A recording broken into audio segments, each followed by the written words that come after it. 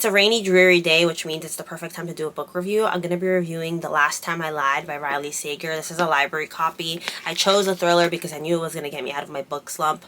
I wanted something fast-paced, something quick. I don't usually read back-to-back thrillers, even though I did this month, because sometimes they tend to follow the same formula. They're a little bit predictable, etc., etc. I did enjoy this book. It takes place in a summer camp. Basically, you're following the main character named Emma. There's two timelines, present day and 15 years ago. So Emma is the main character who has found success painting these landscapes of branches and forests, and no one really realizes that in these paintings she hides glimpses of these girls. Who are these girls? Well, 14 years ago when she was at summer camp, the girls that she was camping with in the same cabin, they're a little bit older than her, go missing, and she is the last person to see them alive. And that's kind of mysterious, it's weird, it shuts down the camp. Therefore, 15 years later, the present day timeline, she gets called back by the director like, hey, we want to reopen this camp and we would love to have you there. Obviously, she's dealing with a lot of trauma, hence why she's painting them all the time, and no one realizes that the girls are in there. Like, you just get glimpses of eyes or hair kind of amongst a bunch of branches and stuff. It's a very interesting premise. I do enjoy it. I think the author does a good job of making you skeptical of everyone. Like, everyone could potentially be, you know, the murderer, because you don't know what happened to these girls. There's no body found,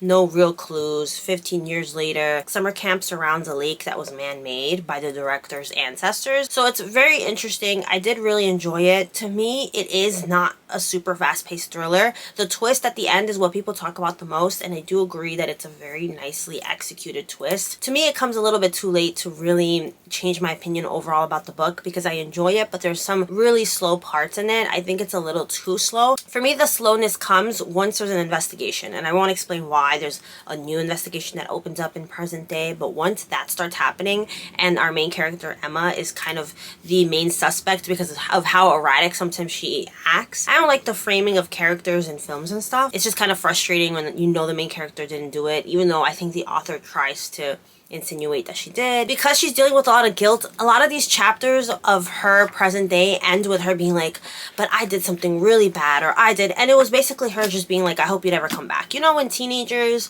or kids say things they don't mean and something bad ends up happening and they suddenly put that blame on themselves. Like when you look at your parent and you're like, I hate you, and then something happens and you're like, oops, I shouldn't have said that. That's basically what happens here a lot of times in multiple chapters, where the main character insinuates that maybe she had something to do with the disappearance of these girls, and then you realize it's just her feeling guilty or having said something like, well, I hope you never come back. So to me, it's just kind of frustrating and boring to go through that. So it's slow paced in that aspect, but once the investigation takes place and like the detectives start questioning her and being skeptical of where she was and her alibi, like, it's just kind of boring to me. Like I said, that ending was great, and I think this author is known for doing things like that, like having really good twists towards the end of the novels. It kind of reminds me, this is the most obscure reference that I don't think anyone's gonna get, but back in like the 2012s, there was a book called Dangerous Girls. I don't remember who it was by. It was basically super similar to the Amanda Knox case, except the ending's different than what happens in real life, so I'm not going to spoil it for you.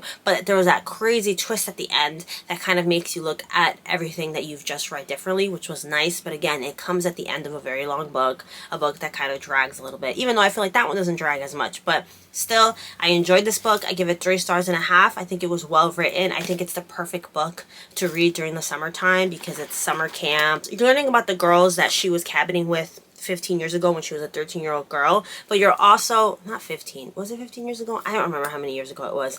You're meeting those campers, but you're also making a connection with the present day campers that she's with when she returns to the camp as a camp counselor, or like an art teacher is what she's basically doing. That's why they call her back. But of course, she's worried that she's going to get triggered by being there, but also she's going to take that as an opportunity to try to find out what happened to her friends. So it's a good book. I enjoy it. I really don't have much to say, except I kind of want to talk about spoilers a little bit. I kind of wanted to do a spoiler chat as well as a separate video, so I might do that and put it up as a bonus video. But now that I'm thinking back on it, I don't really remember what I wanted to talk about. But yeah, well, maybe we'll do that. We'll just add an extra video for this week, like a little spoiler chat to keep it separated. But yes, that is my spoiler-free review of The Last Time That I Lied. I hope you enjoyed.